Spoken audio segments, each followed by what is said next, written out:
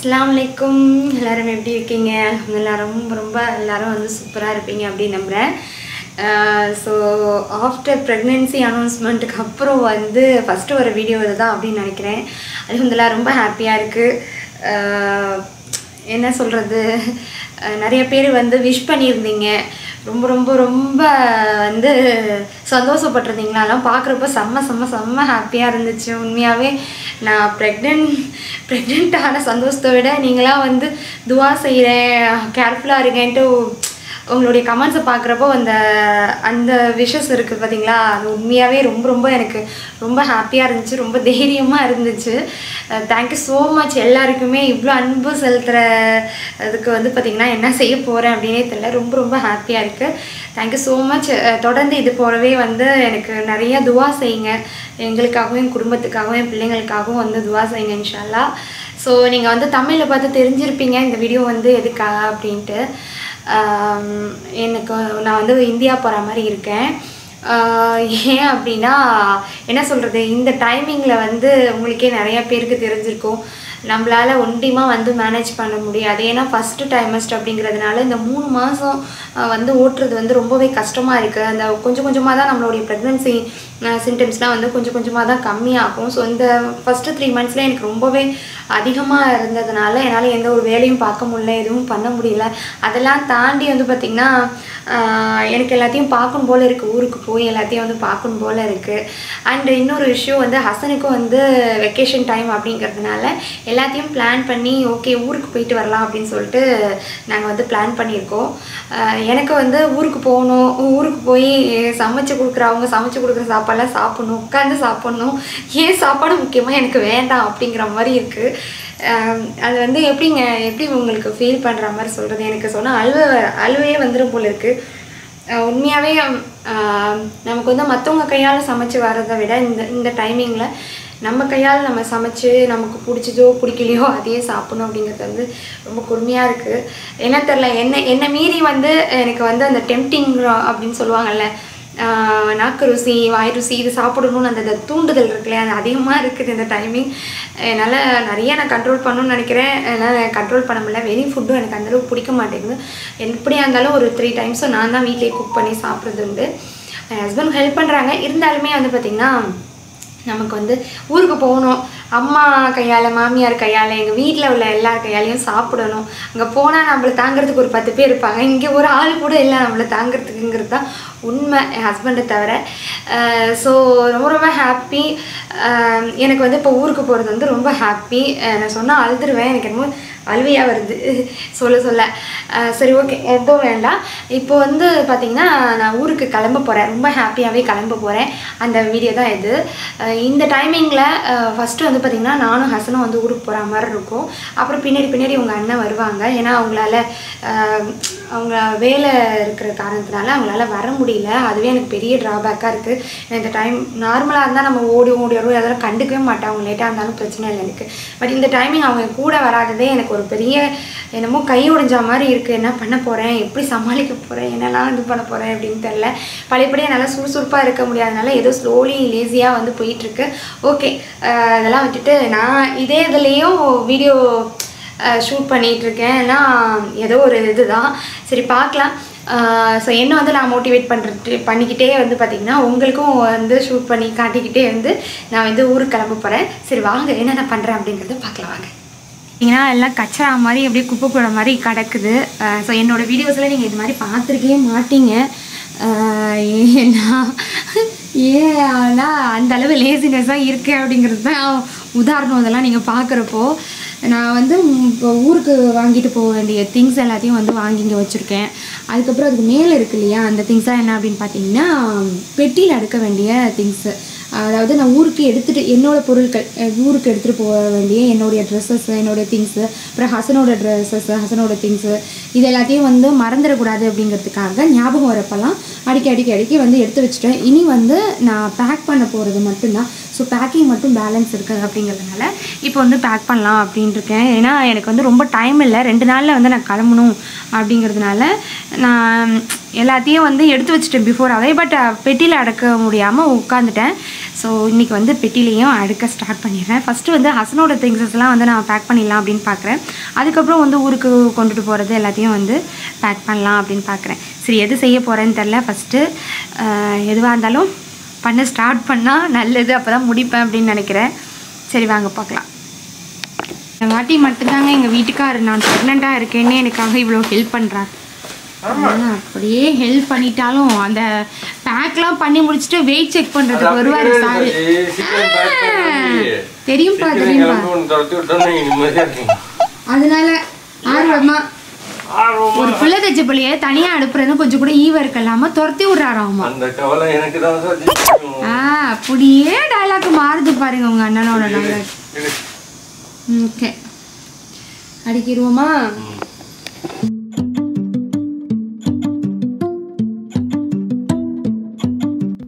எப்போவுமே வந்து பேக்கிங்கை பொறுத்த வரையும் வந்து நான் தான் வந்து செய்வேன். இதில் ஒரு பர்சன்டேஜ் கூட என் ஹஸ்பண்ட் வந்து எனக்கு ஹெல்ப் பண்ணதே கிடையாது. பட் இந்த டைம் வந்து கொஞ்சம் நான் ப்ரெக்னெண்ட்டாக இருக்கேன் அப்படின்ட்டு ஈவருக்கம் பார்த்து கொஞ்சம் வந்து உட்காந்துருந்தாங்க. நான் எடுத்து கொடுக்க வந்து பார்த்திங்கன்னா அவங்க வந்து அரேஞ்ச் பண்ண ஸ்டார்ட் பண்ணாங்க. ஸோ அப்போவுமே வந்து எது எங்கே வைக்கணும், எப்படி வைக்கணும் அப்படிங்கிறதுலாம் அவங்களுக்கு அரைகுறையாக தான் தெரிஞ்சிருந்தது. நான் எப்படி வைக்கணும் அப்படின்னு சொல்ல அவங்க வச்சிட்டு இருந்தாங்க.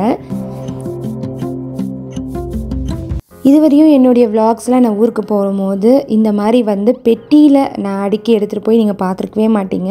அட்டைப்பெட்டியில் தான் வந்து நான் வந்து கட்டிட்டு போவேன். ஏன்னா அதில் வந்து நமக்கு வெயிட்டு வந்து மிச்சமாகும். இந்த மாதிரி வந்து சூட்கேஸில் நம்ம வந்து எடுத்துகிட்டு போகிறப்போ இதுலேயே வந்து ஒரு 2 kg 3 kg வந்து பார்த்திங்கன்னா நமக்கு வெயிட்டு கூடிடுறதுனால ஒரு 3 kg வந்து நம்ம கம்மியாக எடுத்துகிட்டு போகிற மாதிரி தான் இருக்கும். ஸோ அதனாலேயே நான் வந்து அட்டைப்பெட்டியில் தான் எப்போவுமே எடுத்துகிட்டு போகிறது. பட் இந்த டைமிங் வந்து நான் ஒண்டிமா போகிறதுனால என்னால் கேரி பண்ண முடியாது. ஸோ இதுனா கொஞ்சம் ட்ரோலி இருக்கிறதுனால நம்ம வந்து மேனேஜ் பண்ண முடியும் அப்படின்னு சொல்லிட்டு என் ஹஸ்பண்ட் வந்து பார்த்திங்கன்னா நீ வந்து சூட்கேஸ்லேயே எடுத்துகிட்டு போயிடுமா அப்படின்னு சொல்லி எல்லாம் அரேஞ்ச் பண்ணிகிட்டு இருந்தாங்க. ஸோ ஊருக்கு வந்து எப்போவும் வாங்குற மாதிரி பொருட்கள் தான் வந்து இந்த ஊது, சென்ட்டு, கொஞ்சம் வந்து நட்ஸு, அதுக்கப்புறம் இந்த உடையிற மாதிரி இருக்கிற திங்ஸ்லாம் இருக்கு இல்லையா, அதெல்லாம் வந்து எப்படி வைக்கணும்னு என் ஹஸ்பண்டுக்கு தெரியல. ஸோ இதெல்லாம் வந்து நான் சொல்லி கொடுத்துட்ருந்தேன். இந்த மாதிரி உடையிற பொருள்லாம் வந்து ஒரு இதில் வச்சு உள்ளே கவர் பண்ணி வச்சாதான் ஓரளவு சேஃப்டியாக போகும் அப்படின்னு சொல்லிட்டு இருந்தேன். அவங்க வந்து வரப்போ வந்து பார்த்திங்கன்னா ஏன்னா தானோன்னு எடுத்துகிட்டு தான் வருவாங்க. பட் எனக்கு வந்து சேஃப்டி வேணும், உடஞ்சிடக்கூடாது எதுவும் அப்படிங்கிறதுனால நான் எப்போவுமே இது மாதிரி தான் பேக் பண்ணிட்டு போகிறது உண்டு. ஒரு ஸ்டேஜுக்கு மேலே அவங்களுக்கு வந்து இதெல்லாம் செட் ஆகலை அப்படிங்கிறப்போ நீங்கள் எந்திரிங்க நானே பார்த்துக்கிறேன் அப்படின்னு சொல்லிட்டு இந்த ஷாம்பு பாட்டில்ஸ்லாம் வந்து பார்த்திங்கன்னா ட்ரெஸ்ஸுக்குள்ளே வச்சு நல்லா கவர் பண்ணி நான் வந்து எடுத்து கொடுத்துட்டு இருந்தேன். அப்படியே பேக் பண்ணுறப்பயே சொல்லிட்டு இருந்தேன், அமைய சமயத்துக்கு இந்த மாதிரி வந்து பேக் பண்ணுறப்போ நீனா எப்படி பேக் பண்ணணும்னு தெரியும் அப்படின்னு சொல்லி குத்தி காட்டிகிட்டே வந்து பார்த்திங்கன்னா பேக் பண்ணி வச்சிட்டு இருந்தேன். ஸோ இவங்களுக்கு வந்து ஒரு ஒர்க் கொடுத்துருந்தேன். என்ன அப்படின்னு பார்த்திங்கன்னா இந்த பாட்டில்ஸ்லாம் வந்து கொஞ்சம் கவர் பண்ணுற மாதிரி இந்த ஹெட்டை மட்டும் கவர் பண்ணி எப்போவுமே நான் எடுத்துகிட்டு போவேன்.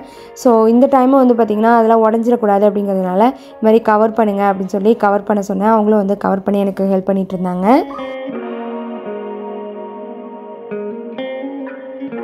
ஃபைனலாக ஊருக்கு கொண்டு போகிற பொருள் எல்லாத்தையும் வந்து ஒரு பெரிய பெட்டியில் வந்து அடக்கியாச்சு. அதுக்கப்புறம் நான் என்னோடய ட்ரெஸ்ஸஸ்லாம் வந்து பார்த்திங்கன்னா ஒரு மீடியம் சைஸ் பெட்டியில் வந்து நான் வந்து அரேஞ்ச் பண்ணிகிட்டு இருந்தேன். எப்போவுமே நான் வந்து அதிகமாக ட்ரெஸ்ஸஸ் வந்து எடுத்துகிட்டு போக மாட்டேன். இந்த டைமிங் வந்து பார்த்திங்கன்னா எனக்கு வந்து அங்கே உள்ள ட்ரெஸ்ஸஸ் வந்து எப்படியா இருந்தாலும் பத்தாதுன்னு எனக்கு தெரிஞ்சு போச்சு. அதனால் 1 or 2 3 ட்ரெஸ்ஸஸ் எக்ஸ்ட்ராவே வச்சுக்கிட்டேன். ஸோ இந்த சைடு வந்து பார்த்திங்கன்னா என்னுடைய டாக்குமெண்ட்ஸ், அப்புறம் என்னுடைய குட்டியான ஒரு ஹேண்ட்பேக், அப்புறம் வந்து என்னுடைய பர்சனல் திங்ஸ்லாம் வச்சு என்னுடைய பேக்கிங்கும் வந்து முடிஞ்சது. இப்போ வந்து நான் எடுக்க போகிறது எல்லாமே வந்து பார்த்திங்கன்னா ஹேண்ட் லக்கேஜ் தான். ஸோ ஹேண்ட் லக்கேஜுக்கு வந்து 7 kg நமக்கு இருக்கும். ஸோ அதுக்கு ஃபுல்லாகவே வந்து நான் என்ன எடுத்துகிட்டு போக போகிறேன்னா ஹசனோட ட்ரெஸ்ஸஸ் மட்டும் தான் வந்து எடுத்துகிட்டு போக போகிறேன். மெயினாக சொல்ல போனால் என்னோடய ட்ரெஸ்ஸஸ்லாம் வந்து பார்த்திங்கன்னா ரொம்ப கம்மியாக தான் நான் எப்போவுமே எடுத்துகிட்டு போவேன். ஸோ இந்த டைம் வந்து கொஞ்சம் எடுத்துகிட்டு போகிறேன். ஏன்னா வந்து எல்லாமே வந்து டைட்டாக ஆகிற மாதிரி இருக்குது ட்ரெஸ்ஸஸ்லாம். அதனால் வந்து கொஞ்சம் ஒரு 2-3 ட்ரெஸ்ஸஸ் மட்டும் எக்ஸ்ட்ராவாக வந்து நான் எடுத்துகிட்டு போயிருக்கேன். ஆனால் வந்து எப்போவுமே நான் ஊருக்கு போகிறப்ப அதிகமாக எடுத்துகிட்டு போகிறது வந்து யாரோட ட்ரெஸ்ஸுன்னு பார்த்திங்கன்னா ஹசனோட ட்ரெஸ் தான். அப்புறம் வந்து எங்கள் ஹஸ்பண்டோட ட்ரெஸ்ஸு. ஹஸ்பண்ட் கூட மெயின்டைன் பண்ணிக்குவாங்க. ஆனால் ஹசனுக்கு வந்து பார்த்திங்கன்னா நிறைய ட்ரெஸ்ஸஸ் தேவைப்படும். அதனால் பாருங்கள் எவ்வளோ குஞ்சு வச்சுருக்கேன்ட்டு. இது எல்லாத்தையுமே வந்து நான் இதில் வந்து அடக்க போகிறேன். சரி வாங்க அடிக்கலாம்.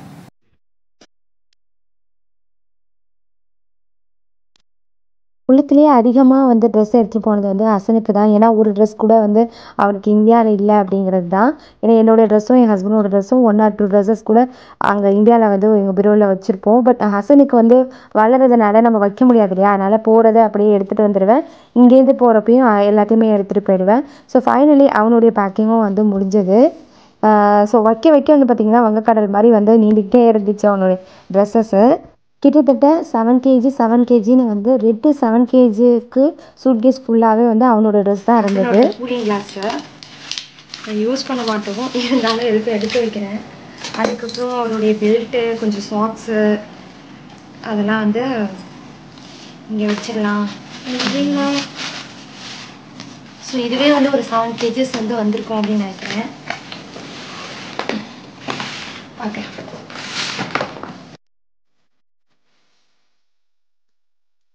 உண்மையாகவே சொல்கிறேங்க, இந்த வாட்டி வந்து பேக்கிங் பண்ணுறது அவ்வளோ ஒரு டிஃபிகல்ட்டாக இருந்துச்சு எனக்கு. அப்பாடா பேக்கிங் முடிச்சதுக்கப்புறம் ஒரு மன திருப்தி இருந்துச்சு. இதுக்கு இடையில ஹசன் வேறு வந்து என்னை தொலை பண்ணிகிட்டு இருந்தார். அவர் என்னென்ன சேட்டை பண்ணுறாரு நீங்களே பார்த்துருப்பீங்க. The next day.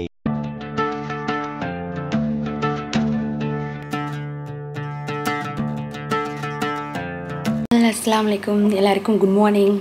இப்போ டைம் என்னென்னு பார்த்தீங்கன்னா 4:05 மாதிரி ஆகுது. ஸோ எந்திரிச்சாச்சு, ரிஃப்ரெஷ் ஆகிட்டு நானும் வந்து ஃபஜ்ர் தொழுதுட்டு இப்போ வந்து பார்த்திங்கன்னா ஏர்போர்ட் போக ரெடி ஆக போகிறேன். 5 மணிக்கெலாம் வீட்டை விட்டு போகணும் அப்படின்னு சொன்னாங்க. ஃபஸ்ட்டு நான் தான் எந்திரிச்சு ரெடி ஆகிட்டுருக்கேன். ஓகே, நான் எந்திரிச்சதுக்கப்புறம் ஒரு 4:30 போல் ஹசனை எழுப்பி அவனை வந்து ரெடி பண்ணலாம் அப்படின்னு சொல்லிட்டு. ஓகே, இப்போ டைம் ஆகிடுச்சு, கிளம்பிட்டு உங்களை மீட் பண்ணுறேன். பாய். கொஞ்ச நேரத்துலேயே நானும் வந்து பார்த்திங்கன்னா ரெடி ஆகிட்டு அப்படியே ஹசனை வந்து எழுப்பி விட்டேன். எந்திரிடா அப்படின்னோடனே டக்குன்னு எந்திரிச்சிட்டான். ஏன்னா இந்தியா போகிற ஆர்வம் அவ்வளோ இருந்துச்சு அவர் மூஞ்சில். 4:45க்கெலாம் அவ்வளோ ஃப்ரெஷ்ஷாக இருந்தாருன்னா பார்த்துக்கோங்களேன், அவ்வளோ ஆர்வமாக இருந்தார் ஊருக்கு போக. ஃபைனலி நாங்கள் வந்து கிளம்பிட்டோம். மணி 5 ஆகிடுச்சு. ஹசன் குட்டி வந்து பார்த்திங்கன்னா சூப்பராக ரெடி ஆகிட்டாரு. நாங்கள் என்ற போகிறோம். ஐயோ, எவ்வளோ சந்தோஷம் பாருங்க அவனுக்கு. அவன் உனக்காச்சும் தான் வச்சேன். சரி, அவன் பேக்கில் அவனோட திங்ஸ்லாம் வச்சுக்கிட்டானா, டாய்ஸஸ்ஸு, கார்ட்ஸ்லாம் சொல்லிகிட்ருக்கான். இப்போ வந்து 5 மணி ஆகிடுச்சு. வீட்டை விட்டு கிளம்புனா தான் கரெக்டாக இருக்கும் இது போகிறதுக்கு. போகிற வழியில் சாண்ட்விச் மட்டும் வாங்கிட்டு அப்படியே வந்து போகலான் இருக்கும். ஸோ அங்கே போய் ரீச் ஆகிட்டு நான் உங்களுக்கு கால் பண்ணுறேன். ஓகேவா? பாய் பாய்.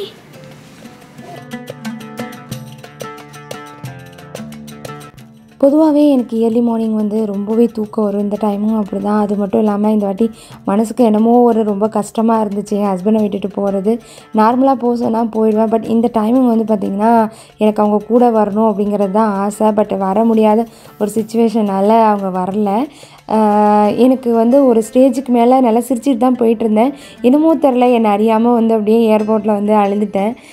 இந்த மாதிரி நான் வந்து அழுதுருக்கேனா அப்படின்னு கேட்டால் பெருசாக அழுதது கிடையாது. ஃபீல் பண்ணியிருக்கேன், பட் அழுதது கிடையாது. இந்த டைமிங் எனக்கு ரொம்ப அழுகை வந்துருச்சு. என்னை விட்டுட்டு ஏன் என்னை தனியாக அனுப்புகிறீங்க அப்படின்னு சொல்லிட்டு அழுதுட்டேன். மனசே இல்லாமல் தான் ஒரு மாதிரி வந்து நான் போனேன்னா பார்த்துக்கோங்களேன். ஸோ இந்த சிச்சுவேஷன் வந்து எனக்கு ஒரு லெசனையும் வந்து கற்றுக் கொடுத்துச்சு. எப்படின்னா, என் பையன் வளர்ந்துட்டான் அப்படிங்கிறத வந்து எனக்கு கற்றுக் கொடுத்துச்சு. ஹசன் வந்து பார்த்திங்கன்னா என் பக்கத்தில் நான் அழுவுறதை பார்த்துட்டு, அம்மா ஏமா அழுவுற, நான் உன்னை பார்த்துக்கிறேன், நான் உன்னை அழைச்சிட்டு போகிறேன், அழுவாத அப்படின்னு சொன்னான். அவனோட க்யூட்டான வாய்ஸில் அந்த அழகான மழலை குரலில் வந்து சொன்னப்போ எனக்கு எப்படி இருந்துச்சுன்ட்டு ஒரு அம்மாவாக வந்து ஃபீல் பண்ண முடிஞ்சது. உண்மையாக வந்து அப்போ அழுதது கூட எனக்கு சந்தோஷம்தான் அப்படின்னு நினச்சேன். ஸோ ஃபைனலி எல்லாமே முடிச்சுட்டு நாங்கள் வந்து ஃப்ளைட்டில் போய் உட்காந்துட்டோம். ஃப்ளைட்டு வந்து பார்த்திங்கன்னா அன்றைக்கி ரொம்ப லேட்டுங்க. ஒரு 1 hour மாதிரி எடுக்கவே இல்லை. பயங்கர வேர்வை, ஒரு மாதிரி மூச்சு அடைக்கிற மாதிரி ரொம்பவே பாடுபட்டுட்டேன்னு தான் சொல்லணும். இந்த ஏர் இந்தியா எக்ஸ்பிரஸ் எப்போ போனாலுமே எனக்கு ஒஸ்ட்டான எக்ஸ்பீரியன்ஸு தான் தருதுங்கிறது தான் உண்மை. பட் எனக்கு வரையும் இல்லை, திருச்சியில் அந்த ஃப்ளைட் தான் வந்து நமக்கு கிடைச்சிது. ஸோ அதனால் வந்து முடிச்சுட்டு ஃபைனலாக வந்து பார்த்திங்கன்னா 1 hourக்கு அப்புறம் வந்து ஃப்ளைட் கிளம்புச்சு.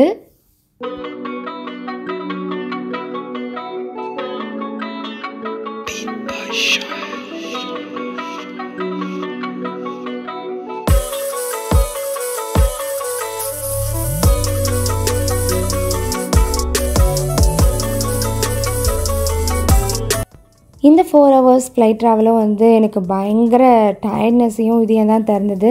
ஃபைனலாக அங்கே போயாச்சும் எனக்கு கொஞ்சம் ரிலாக்ஸ்டாக இருப்பேன் அப்படின்னு நினச்சாங்க. இல்லை, பெட்டி வரதுக்கு அவ்வளோ லேட்டாச்சு. வந்தவங்க எல்லாமே போயிட்டாங்க. லாஸ்ட்டாக எல்லாம் கழுவி தொடச்சிட்டு தான் வந்தேன். ஏன்னா பெட்டி அவ்வளோ லேட்டாக வந்துச்சு. வீட்டில் வந்தவங்க எல்லாமே ரொம்ப டயர்டாகிட்டாங்க. எங்கே எல்லோரும் வந்துட்டாங்க நான் காணோன்னு சொல்லிட்டு பயங்கரமாக ஃபீல் பண்ணிட்டாங்க. எனக்குமே ரொம்ப டயர்டாக ஆக்கி விட்டுருச்சு அந்த மாதிரி ஒரு எக்ஸ்பீரியன்ஸ். ஸோ இந்த மாதிரி டயத்தில் நான் சிங்கிளாக ட்ராவல் பண்ணுறது எனக்கு ரொம்பவே கஷ்டமாக தான் இருந்தது.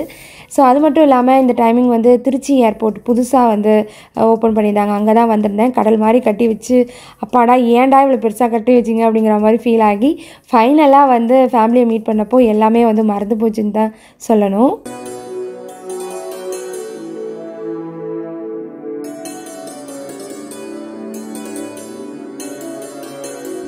ஸோ எங்களை பிக்கப் பண்ணதுக்கு பார்த்திங்கன்னா என்னுடைய பெரிய மாமியாரும் கொழுந்தார் பையனும் வந்திருந்தாங்க. ஸோ இப்போ பார்த்திங்கன்னா எனக்கு நிறையா பசிக்கும் அப்படின்னு சொல்லிட்டு சாப்பாடெலாம் எடுத்து வந்திருந்தாங்க. ஸோ அதுக்கு மேலே என்னால் vlog கண்டினியூ பண்ண முடியல. ஸோ இப்படி தான் எனக்கு இருந்துச்சு என்னுடைய இந்த ப்ரெக்னென்சி ஃப்ளைட் ட்ராவலு. ஸோ உங்களுக்கு இந்த வீடியோ ரொம்ப பிடிச்சிருக்கும், யூஸ்ஃபுல்லாக இருந்திருக்கும் அப்படின்னு நினச்சேன். ஏன்னா முடிஞ்ச அளவு நான் கொஞ்சமாக எடுத்திருக்கேன் வீடியோ. எப்படி இருக்குது அப்படின்னு தெரில. உங்களுக்கு பிடிச்சிருந்துச்சுன்னா லைக் பண்ணுங்கள். உங்கள் ஃபேமிலி அண்ட் ஃப்ரெண்ட்ஸ்க்கு மறக்காமல் ஷேர் பண்ணுங்கள். யாருக்காச்சும் என்ன மாதிரி அனுபவம் இருந்துச்சுன்னா அதையும் கமெண்ட் பாக்ஸில் மறக்காமல் ஷேர் பண்ணிக்கோங்க. ஸோ இது மாதிரி இன்ஷா அல்லாஹ் இன்னொரு வீடியோவில் உங்களை நான் மீட் பண்ணுறதும். தேங்க்யூ, பாய் பாய், அஸ்ஸலாமு அலைக்கும்.